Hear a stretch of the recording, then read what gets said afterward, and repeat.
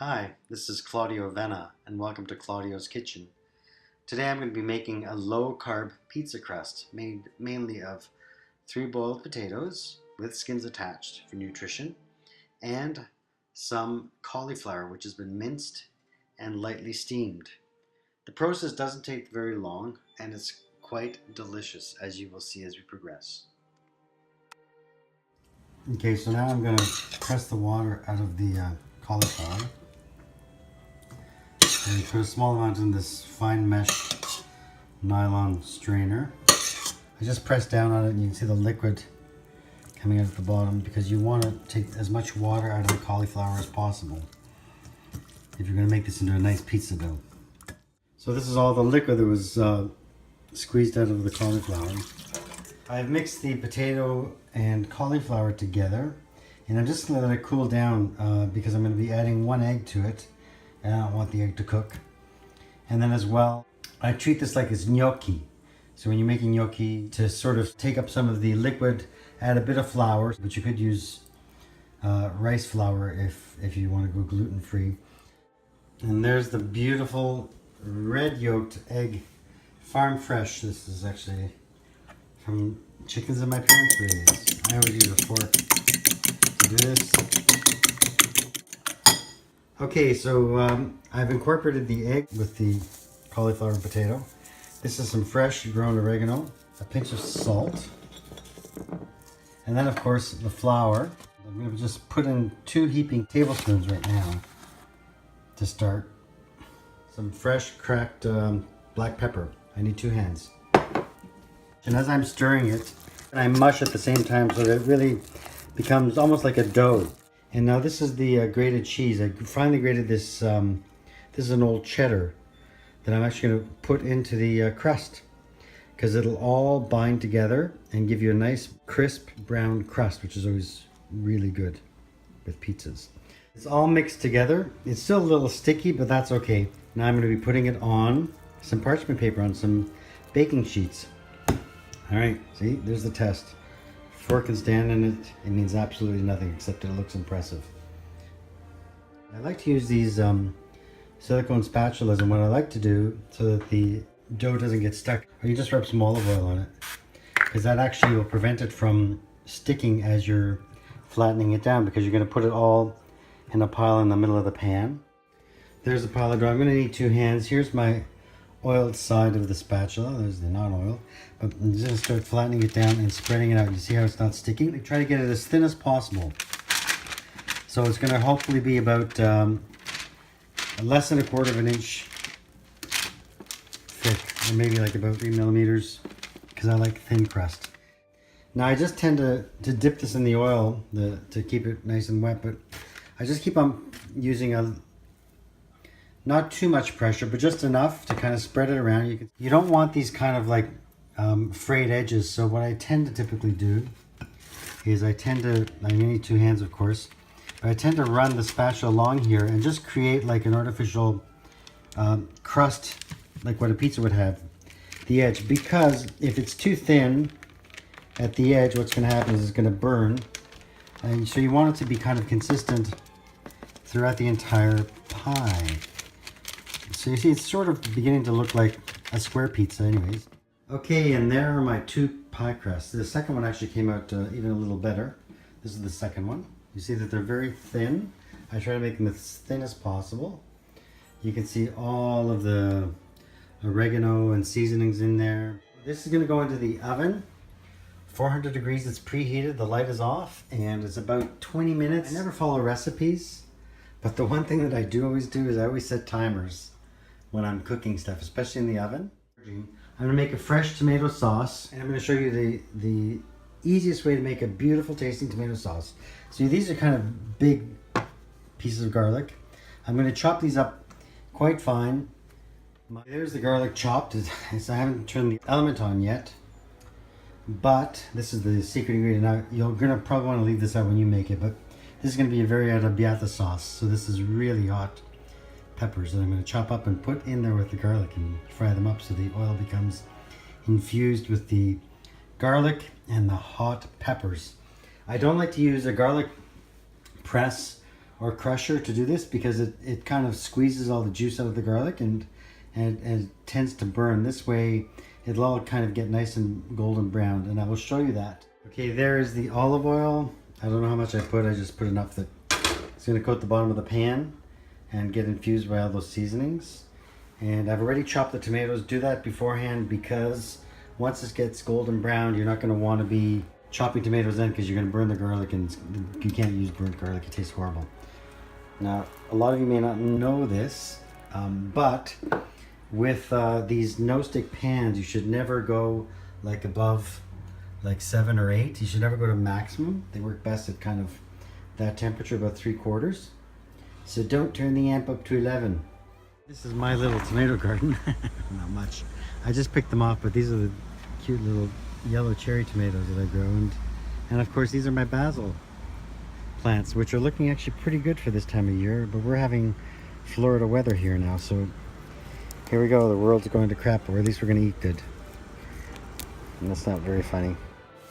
It's too bad you cannot smell this. All right, we're at that point. You see it's starting to get golden brown, some of the smaller pieces. We're good to go. So we take our plate, stand back, and I love the sound, and the smell is intoxicating.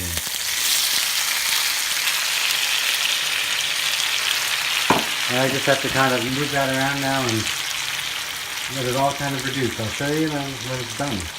All right. I'm gonna add some salt, some black pepper, just a touch of oregano, because oregano goes a long way. We don't really use a lot of oregano in sauce, just a very, very small pinch. And then the fresh picked basil, which is over here, which I will add once this is broken down more, so it gets to incorporate into this. So here's the salt. I just use fresh sea salt. Don't ask me how much. So maybe 1, 2, and then I'm gonna grab some oregano. Again, this is all freshly dried, so just pinch it and break it up onto there. That's it, no more than that. Because the magic is in the basil. And I have to grind the black pepper, so I'm going to have to put the phone down. There, the seasonings have been added. I can just slowly start to kind of fold it in. You see that there's a lot of liquid at the bottom. That's just the tomatoes sweating out and breaking down. That will all slowly simmer and evaporate, and you get this beautiful concentrated tomato flavor. And that is as simple as it gets in terms of making a tomato sauce. You see how this has only been a couple minutes now, it's already breaking down and looking like a respectable sauce. As it gets more and more liquidy, turn the heat down more so that way it doesn't burn. And leave the lid off so that all the water evaporates. And your house will smell amazing anyways. Okay, literally this is about 5 minutes into the process, and look at that. The sauce is already, like, you could actually make a pasta and put this on there because it's gotten pretty thick. Now I'm going to add the fresh basil. Oh, what a beautiful smell. So add the fresh basil. I leave a little bit just to kind of add as a secondary batch. The important thing is to fold it in right away so it doesn't wilt on top, but actually starts incorporating into the sauce. And there you go. This is when it starts smelling really, really good, and it looks really beautiful as well. And the pizza crusts have been in there now about 28 minutes, and I think that they're actually looking pretty, ooh, that's hot. Pretty good.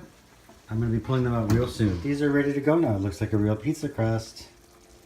And it's going to be beautiful. And here's the sauce. I see it's incorporating, and I've reduced the heat down to really low, so it just simmers very, very slowly now. And this could simmer now for maybe about another half hour. Okay, these have all cooled down now. Here are the pizza crusts. You can tell how beautiful and thin they are, which is the way I love it. I love thin crust pizza. And here are our toppings. I don't have any fresh salsiccia or supersata, so I'm using some cooked ham and some piemel bacon, fresh peppers from the garden, some hot peppers, and then olives that I just pitted, and then mozzarella. Of course, our sauce, which is still sitting in the frying pan over here, which is all beautiful now. Look at that, ready to go. Okay, I will show you once it's all dressed. Okay, see how beautiful that is? Now we have the sauce going from corner to corner, edge to edge, all the way around. Not really thick, because otherwise it gets too soggy. And here we have it. I've dressed them all up. The only thing left to put on is the mozzarella on top. And here we are. The pizza is all dressed up with all the toppings. The mozzarella is on top. Looks good already. It's going to go in the oven. The oven's been preheated at about 350, probably for about 15 minutes. I have to kind of look at the cheese and see when it starts to melt and kind of turn a little goldeny on top. Don't want it to burn. And tonight, of course, is Wednesday, and I have rehearsal with Symphony on the Bay, which is the orchestra that I conduct out in Burlington and Hamilton, and we have a performance coming up October 29th at 3 o'clock in the afternoon, which is a Sunday. I believe that's correct. And we are going to be featuring Marie Berard, who's the concertmaster of the Canadian Opera Company. And as well, on that program is going to be the Hebrides Overture by Mendelssohn, which I was just humming, I think is. We're also going to be doing the Beethoven Romance in F with Marie as soloist. And she's going to be playing the Spohr Violin Concerto, number 8, which is such a romantic work.